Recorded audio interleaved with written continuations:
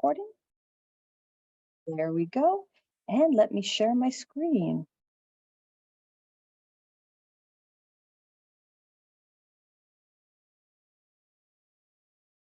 Okay.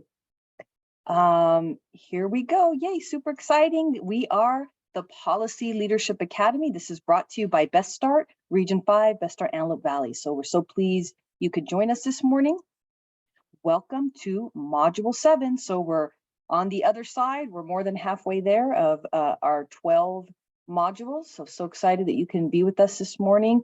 We're going to ask you to take a moment. Please sign in. I know my colleague Stephanie has put the sign-in sheet several times. If you could just take a moment, that is our only record that you're here. Also, we are so pleased to have with us our interpreters extraordinaire, Carmen and Carlos. I'm going to ask Carmen to give the instructions if you'd like to hear this presentation in Spanish. Carmen. Buenos días a todos y bienvenidos a la reunión del día de hoy. Si gustan escuchar esto en español y están en una computadora o laptop, abajito de su computadora en el tablero van a mirar un símbolo de un mundo donde dice interpretación y allí mismo van a poder elegir el idioma en español. Si están en un iPad o su celular, van a mirar 3 puntitos abajo y ahí mismo van a poder elegir el idioma de su preferencia. Muchas gracias. Thank you, Carmen. And so, about us, the Policy Leadership Academy brings together stakeholders, community residents to understand and address local, statewide, and federal issues through a shared knowledge of causes and impacts, current problem-solving frameworks, and best practices and actions to address change with an emphasis on policy. As I mentioned, we are almost at the end of March. So we're going to be together a couple more weeks up until April 25th. So that is what our timeline looks like. Today, we are super pleased to have with us our speaker, Apolonio Morales. Our agenda is going to be our speaker, followed by Q&A. Apolonio Morales is with CHIRLA, and the topic today is social justice. So I'm going to stop sharing so I can properly introduce. Apolonio Polo Morales is proud to serve the immigrant community as the Director of Internal Affairs at the Coalition for Humane Immigrant Rights. He grew up with undocumented immigrant parents and experienced the hardship that families face with a broken immigration system firsthand. He attended the University of California at Berkeley and graduated with an English degree and an education minor. Polo has dedicated his life to advancing pro-immigrant policies and changing the anti-immigrant narrative in the United States. He is a former labor organizer for the California Nurses Association, United Steelworkers Healthcare Workers Alliance, and served as community organizer for both Contra Costa Interfaith Supporting Community Organization and Berkeley Organizing Congregations for Action, where he served as director. Polo also served as the National Immigration Lead Organizer for Faith and Actions, formerly PICO, National Network, Campaign for Citizenship. Currently, he continues to fight the good fight to pave the way for future immigration legislation by building, maintaining, and expanding coalition work through the coordination of the California Table for Immigration Reform and the Los Angeles Action Table. It's my pleasure to welcome Mr. Polo Morales. Good morning, everybody. I hope everybody's trying to stay dry this morning. I know our electricity went out, so it's been a little bit of a rough start, but we're back online. Thank you very much, Tracy, for this opportunity to speak to everybody here today. I will be touching upon a few things. I'm going to give a little bit of a mini training because I think it's always important to be learning something, right? Not just listening to somebody talk. And so if we had more time, we can go a lot more into detail, but I do want to go ahead and present this concept around changing public narrative, which I feel is very important. And the reason being is because it brings us back to our own sense of humanity, which I think has been lost in the public sphere. And so with that, I think if I can share the presentation, maybe let's see. Right. Okay, this might start on the wrong one or the right one. We're not sure. All right, can folks see my screen? Yes, the story of us, story of now. All righty. Okay. And now, sorry, we just transferred into. There we go. All right. Hopefully that's better. Okay. Yeah, we went from Google Docs to Microsoft Teams, so it's been a rough transition as well. All right, so story of us, story of now. So using public narrative as a tool for political change. And so I think some of you were here last time when we talked about story of self a little bit. I did share my story growing up as an immigrant here in El Monte in the San Gabriel Valley. I grew up with undocumented parents, a single mom. I grew up with my sister. I won't go through the whole details, but it did culminate that story with this, what happened in my family was my mom got sick when I was in college and she had a stroke and she was paralyzed. And so that really shaped who I was and how I look at the issue of immigration. And so when you are directly impacted in a way, it does compel you to make some choices in life. So this is the reason why I've chosen immigration reform as my form of practicing social justice. And so an extension of that is what we call the story of us and the story of now. And so part of being storytellers, right, telling our story out in public, and I believe it's important for folks to know where we're coming from, because it's very easy to demonize others when we don't understand what their experience is or where they're coming from. And so the story of us and the story of now is a continuation of being able to articulate how your formation as a person, somebody that is working to help others or somebody that's working towards social change. That story that you have is important. Now, the story of us and the story of now is what we're going to get into in this explanation here. But really what it is for changing the way that things are being done in society. And so we're going to go ahead and get into this. So I'm going to quick overview of story of self so you have that as context. So when we tell a story of self, we want to make sure that folks understand the how and the why in a story. And so that is your analytical side, your brain side, right, put together with your heart. And when you combine those two, it compels folks to take action. And so as organizers, we really rely on being able to tell these stories, because what happens is most people are disregarded, or most people are not taken into consideration in terms of their life experience. And because of that, there's a lot of assumptions that can be made about their particular motivations or their particular interests. And it's a way of othering people in our society. And so we believe in inclusion. We believe in folks having a story, right, that is important. Their life is important. Everybody, plays a role in society, and we have functions, but we also have that sense of humanity built within us, and we have to be able to recognize that amongst each other. And so when we hear a story of self, right, somebody that's directly impacted, it stirs our emotions. And then we go back to our values. And if those values, right, if somebody was wronged, if somebody was not treated correctly, it forces us to kind of feel unsettled. And then it compels us to take action. And so we go from stagnation, which is you're very stagnant, you're not moving, nothing is happening. That inertia, all that pent up energy moves towards a sense of urgency, right? Now things can move forward. Your apathy, right? I didn't care about this before, but now it makes me very angry because of what I just heard this person went through. Your fear becomes your hope, right? This person went through it. I see myself in it. They were able to survive. Isolation becomes solidarity, right? It's not just you that's feeling this. You're hearing someone else. You have a connection with that person. You feel a sense of solidarity because of their experience. And then the self-doubt transforms itself into you can make a difference, or YCMAD is shorthand for that. And so that self-doubt of who am I? I'm just one person, that kind of feeling is transformed. And so what we call that is motivation, right? You're no longer just stuck in a situation, but you're feeling like you can move forward now. And stories help us to do that. So in terms of the story of us and the story of now, the way that the story of self really is part of this ecosystem, right? Your story of self is your purpose, right? Why you do things, why you get up every morning, why are you helping people today? Are you going out of your way to help people? Are you trying to find a way to help your community, right? We get into the story of now. The story of now is what's happening to, the story of us, we're going down.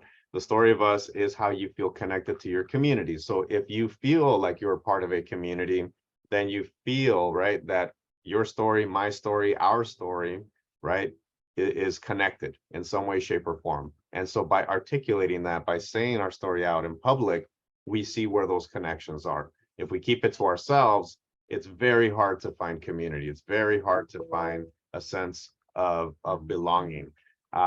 Or, you know, for folks that have been excluded for many, many years, right? It's hard to fit yourself in or feel like you fit in if you've been pushed out for, you know, for your, you know, through the course of your life. And so the story of us is how we kind of come together as community and understand each other in that. And the story of now is really the sense of urgency and why we need to act. And so for social justice, these three core elements are necessary in order to create, you know, either political space or to create a future, right, that we can envision that is better than where we're at right now. So something is wrong, but we can change it. And so that's the belief, is that we can change things, right? Things are not, you know, stagnant forever. Things are not static, right? We don't just remain in our just, you know, brewing over, or you know, all of our energy is really just very vibrant but kept to ourselves. It actually goes out towards the world. And so this is the theory behind this, is when these three components are put together, you tell a compelling story, then you're able to change how that one person is impacted, or how that community is impacted for the better in the future. So just to recap here, so the story of us is really communicating why our community needs to act, right? Why we have to lead as a group, why we have to come about with some, you know, way of finding a solution. And so an example of this is this idea of the campaign registry, the registry campaign that we're working on. That campaign is to change the date for when folks qualify to be able to apply for lawful permanent residency. So this law has been in the books for many, many, many years, since 1929. And so this law, if you came, you know, let's say the last iteration of this is before 1972, if you came to the US will say, you know, now, well, it's been a while since you've been here, so, you know, if you would like to adjust your status, you can go ahead and do that as an undocumented person. And so the last time that this was changed was back in 1972. And so what we find is, through our work, is we encounter many people that came, you know, post 1972. And so they've literally lived their lives here in the US, given everything to, you know, working, providing labor, doing everything, right, contributing, buying things, you know, that kind of thing. So like, you know, if you go to a restaurant, you're paying taxes. So for many, many years, people are in this system, but they're not able to, you know, now that they're reaching retirement age, being able to tap into Social Security or, you know, any retirement services. That's different in California, but it's not the case across the country. And so when we talk about, you know, this something that is compelling, that needs to be changed, and something as simple as a registry campaign is a vehicle for us to be able to do that. When we presented this idea to other groups, right, this concept of, you know, all we would have to do is change existing law. We don't have to create a new law. We can change the existing law and allow for folks to be able to adjust their status and become lawful permanent residents and eventually citizens. It's a long process, but at least it gives them a shot. And so when we started talking to other groups, we came across a group called Bend the Arc. Bend the Arc is, you know, they work with the Jewish community. And so immigration is an issue that they care about, you know, just going back to the 1930s and 1940s, with World War II, the Holocaust. So immigration to the United States is something that they feel very closely connected to, and they make it a priority in their organization to lift that up. So we presented this idea to them, and they came back to us and they said, you know what, this isn't just happening to your community. This is something that actually our community has used in the past.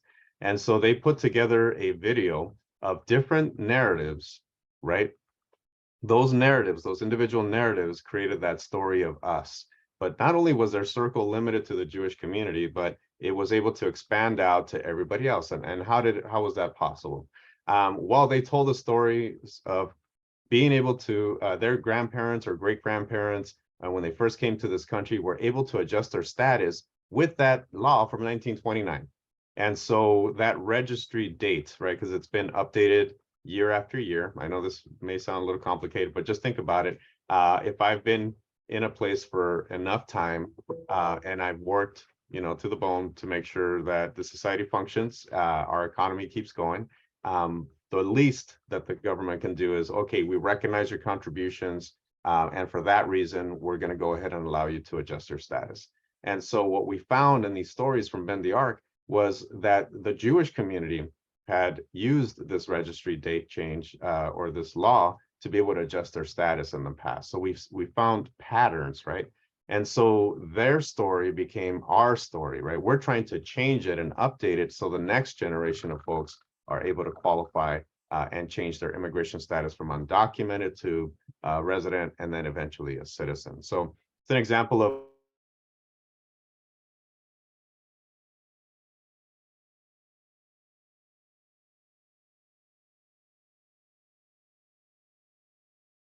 I do know that Polo was having issues with his power went off today because of the storm. So I'm hoping that he will come back. So we'll give it a minute or so.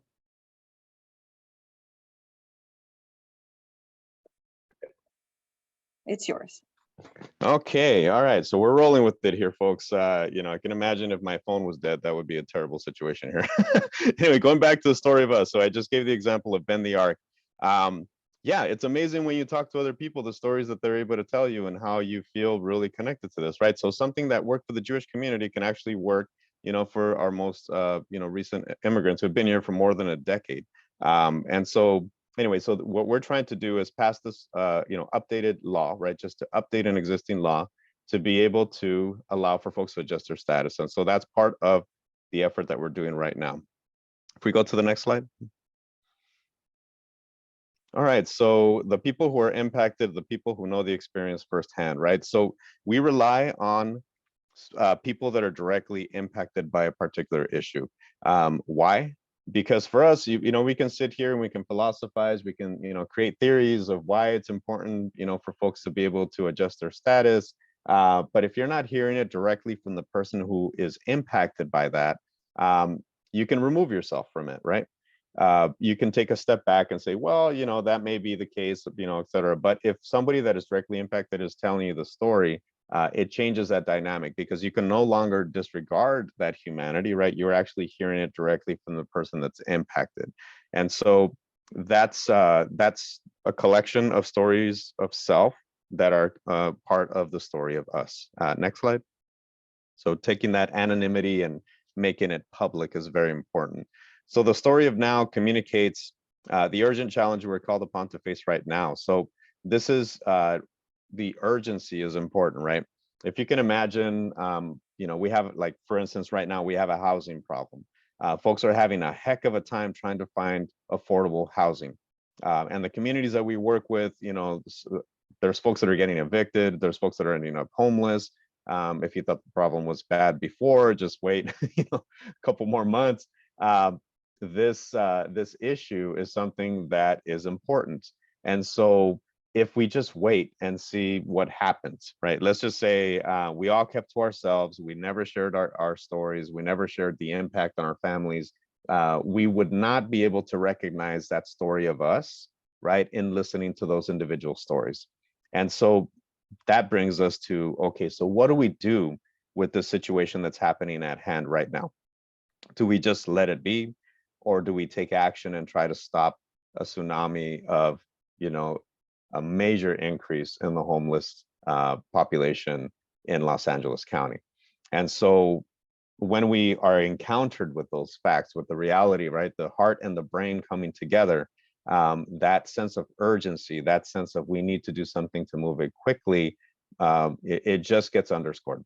And so in that being underscored, it forces us to come up with some solutions. And so sometimes those solutions don't come, as an individual, right? If I don't have enough money to pay the rent, I don't have enough money to pay the rent.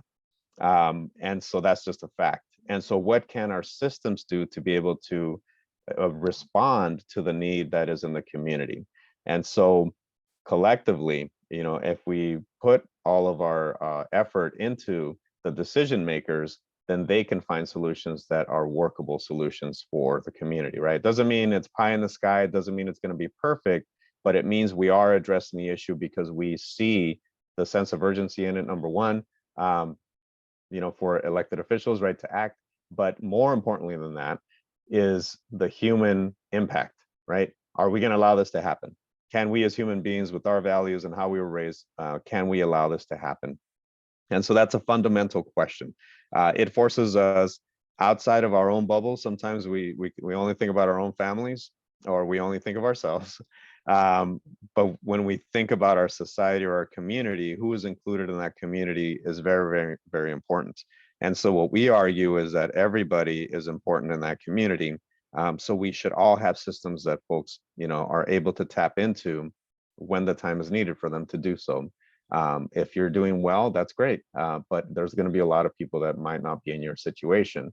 But if you can see your own sense of humanity reflected in other people's humanity, then we can go ahead and make, those systemic changes that are going to help people at the end of the day. And that's not an easy process, right?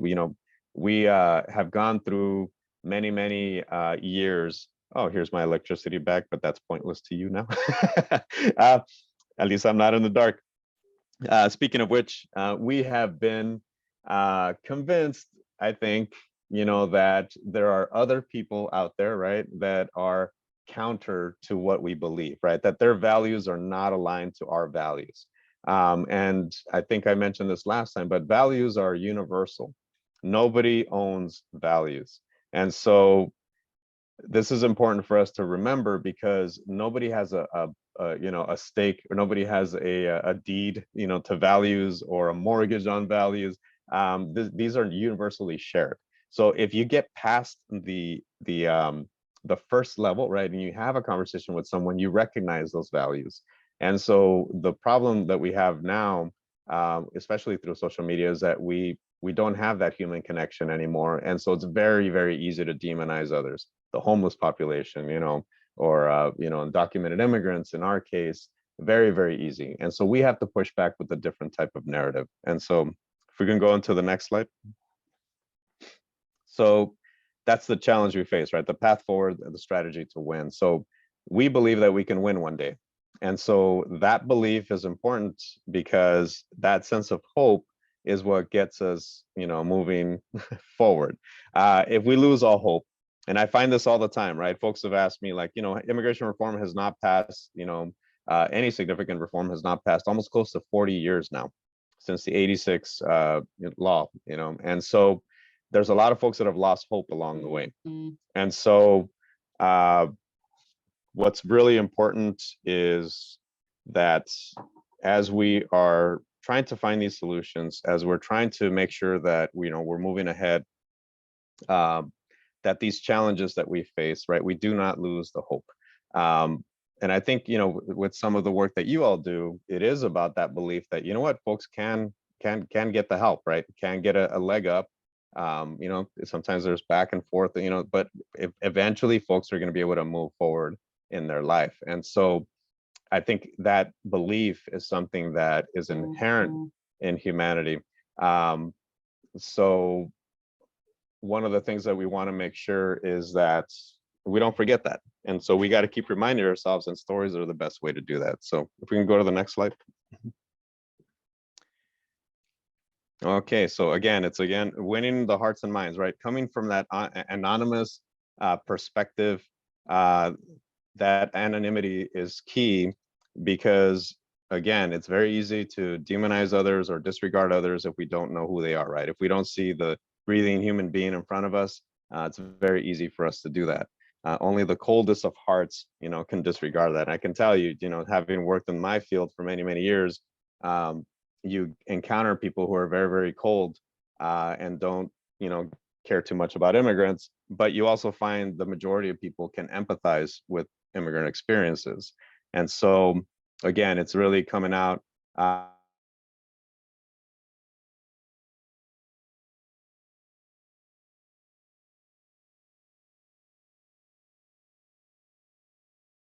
think we might have lost him again. I'm going to give it a couple seconds to see. Poor Forward, Paul. to There the he is. next slide. We lost Yeah. you for a minute there. Okay. Oh, okay, sorry. Yeah, so I'm still, trying to figure out, my lights went out again, but anyway, so the next slide, please. I hope you got some of that.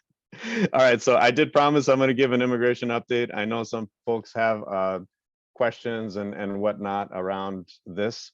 And so if we can go to the next slide, I'll tell you where things are at right now.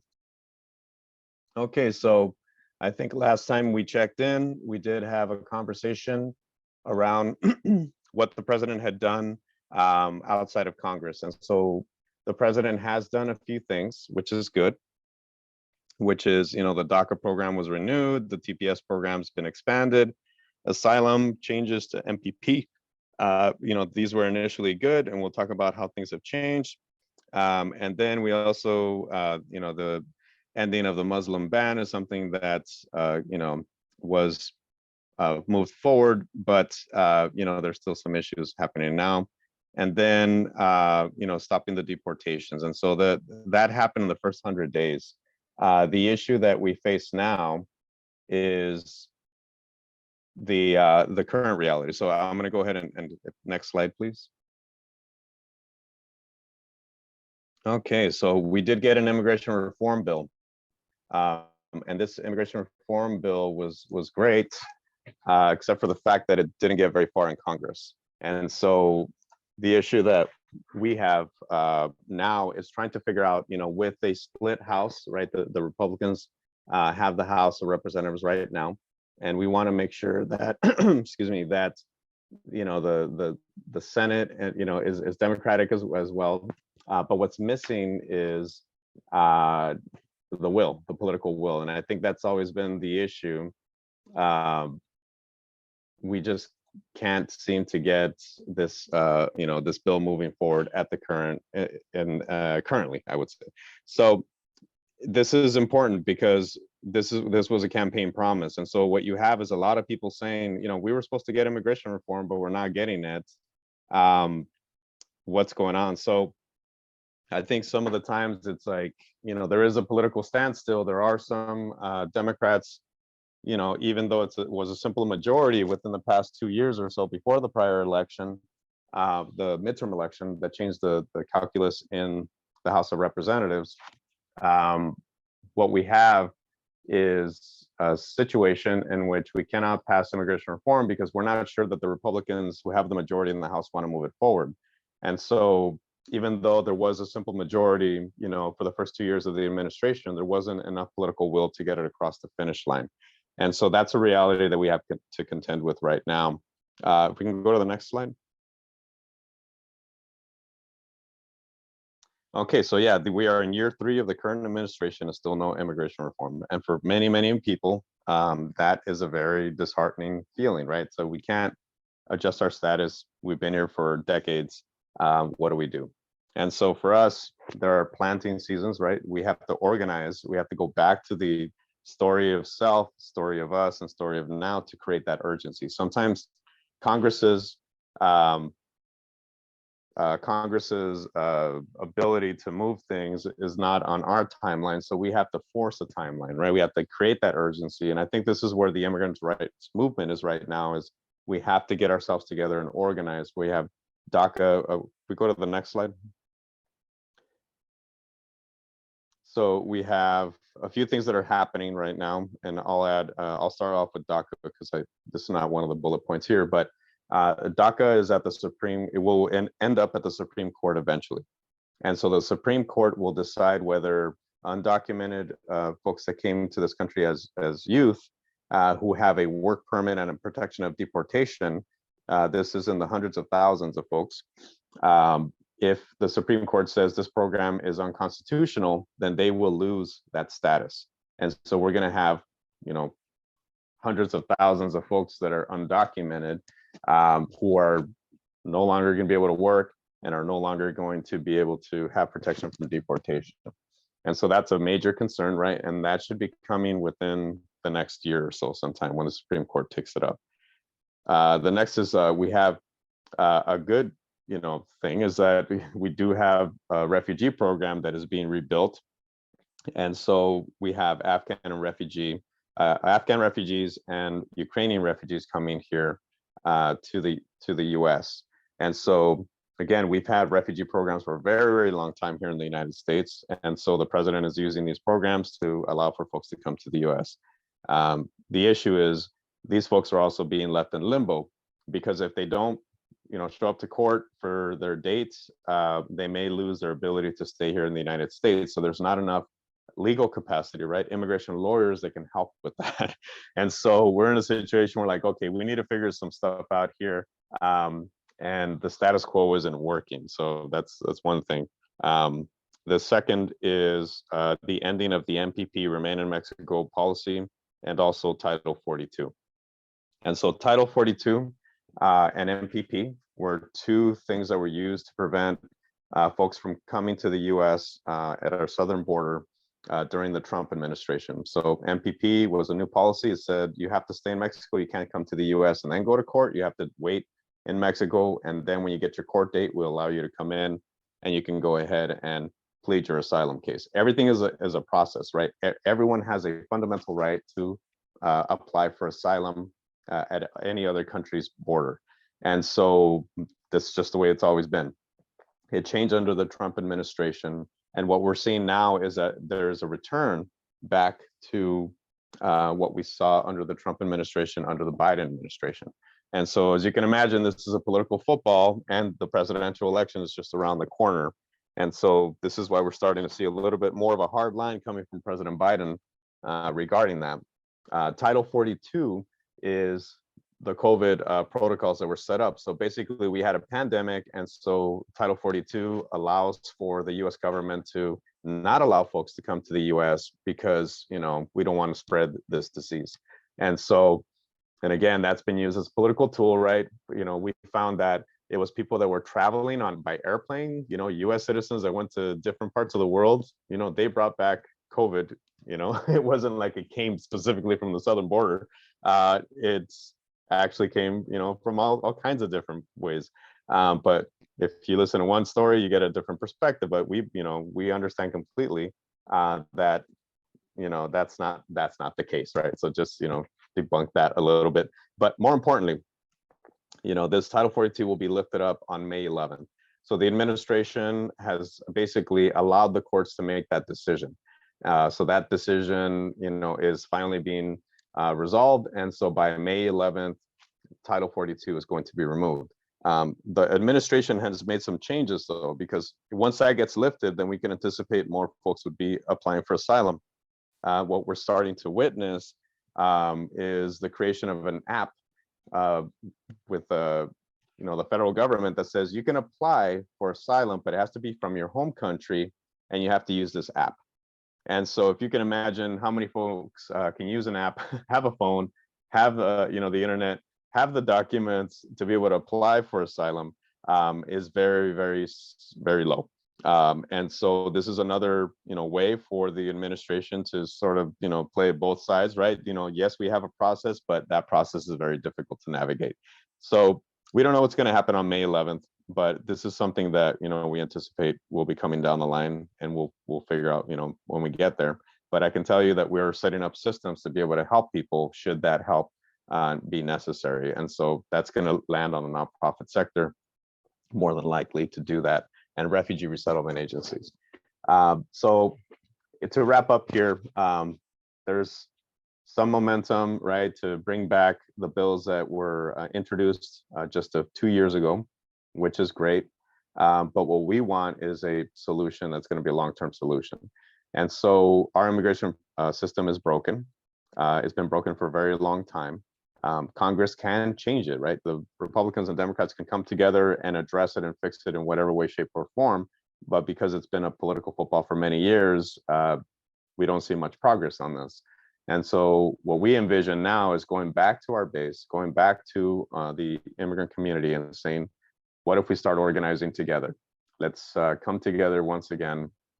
Let's build up that large sense of urgency, right? Through story of self, through story of us, and make it urgent through the story of now. So if we can get to the next presidential election talking about immigration reform, and maybe even just, you know, changing the registry law, right?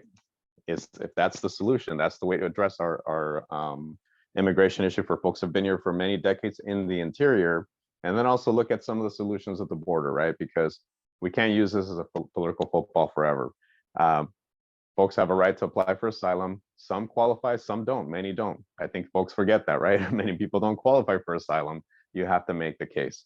And so let's not use this as a political football anymore. Let's actually work towards a solution. So I'm gonna go ahead and stop here. I think I had 40 minutes and I think I'm at 41, so. You're fine, Polo. There are All right. there was somebody who had a question, and I think you just touched on it. If they don't qualify for asylum and they want to come to the United States, then they have to go through the legal channels, or what would you recommend in that case? So if they want to come to the United States? Yes, but they don't qualify for the asylum. Oh, well, that's the thing. It's like asylum is a list of various reasons why you would qualify for, you know, to be able to qualify. So the rules are the rules. So we still have folks that are actually undocumented trying to cross the border through the desert, and it's a very, very dangerous trek to do that. There's a lot of death. Hundreds of people die. And so, yeah, I think folks are, you know, that's a difficult one. If you can't do it, you know, through legal means, by applying for asylum, and the US has made it that much more difficult for folks to be able to apply for that asylum, even though they may have a credible case. Yeah, so this is not a recipe for something that is going to, you know, be better along the line. But we feel, you know, we need to organize and really advocate to remind folks that, like, people are actually asking for asylum for real reasons. If we go back, my example of Ben the Ark and the folks, you know, the Jewish community back in the 1940s, you know, they were escaping persecution. Well, there's a lot of authoritarianism happening in South America and Central America, and people are leaving for the same types of reasons, as that they're being persecuted or there's violence and all that in their home country. So I think, you know, we have to just remember that at the end of the day, folks are human, and if we have to find ways for them, if they need the help, you know, and we can help, which I believe we can help, then, you know, we should work towards that. Absolutely. And also touching on one of the slides about the staying in Mexico when you're going through the paperwork or the process, do you find that can be extremely dangerous if people are needing to leave for, you know, reasons that, you know, it's unsafe or there's something going on, or maybe they're, you know, in a situation? Do you find that a concern? Yeah, so what we find is folks travel thousands of miles to get to the US border, and there's a lot of violence that happens along the way. So what happens is folks are traumatized, children are traumatized. It's a bad situation. And then when you ask them, like under the Trump administration, you have to wait in Mexico, then you're basically sitting targets, you know, cartels, et cetera. You know, it's a bad situation. So for us, it's like, have a process, have folks apply. They can come into the US, you know, present their case. If they have a credible case, great, and they're able to move forward. Our system is set up where if you don't have a credible case, right, if you were persecuted or, you know, targeted, you know, for violence, or, you know, your government didn't want you around, you know, those types of things, you know, those are credible cases. But some folks still don't qualify. So I think it's just a reminder of, like, the pain is still going to be there, right? Somebody has to address that pain. It would be better if folks can get the help here on this side of the border, but that's not always, you know, the possibility. Yeah, we do have a comment in the chat. I'm going to read it. Also, if anybody else has a comment or a question, please put it in the chat or raise your hand. We'll get to them. Jean asked, getting a visa is much more difficult as well. I know a mother who could not get a visitor's visa from France to attend her son's funeral. A friend from Cameroon was also denied the ability to visit. Why is this process so difficult? And do you think it will change in the future or get harder? Thank you, Jean.